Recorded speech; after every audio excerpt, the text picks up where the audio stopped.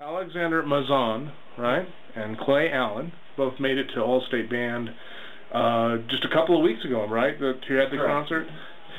And Clay, you were saying it was a small school band that you were in? Yeah, it was a band set up for the students from like smaller schools like Rudoso and Cloudcroft, TRC, that sort of thing. Oh.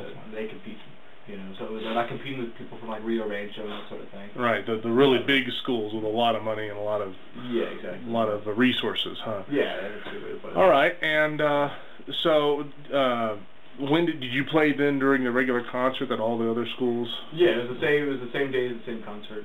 There in Popejoy, is that right? Yeah, right there at Popejoy Hall. So, well, tell me about that experience. Tell me about either one of you. Alexander, you're welcome to talk too. So, tell me about that experience. It was just great. You get to play with the best of the state, and you get to see the other schools, these large schools that have all this funding, and you get to see everything that they do. Yeah. They're just the best. Yeah.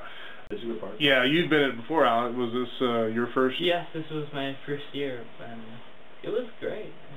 The music was it was fine. Yeah.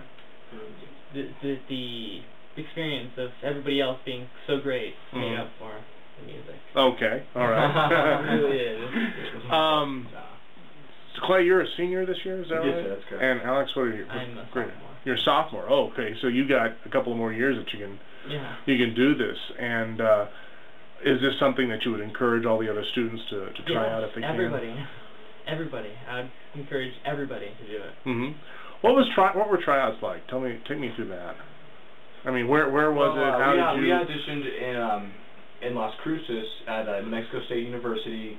And the way it works is everyone kind of waits in line, whatever. You have assigned times that you go, and then you go into the room, and the person's behind a sheet, actually, because they try to do a blind audition so they don't, judge you based on your race or your gender or whatever, something like that. I guess. Okay. Which is fairly, they started. So they're just judging you purely on the music that you're playing. Exactly. Yeah. Okay. And then we had 2 audition pieces, and then major scales and sight reading.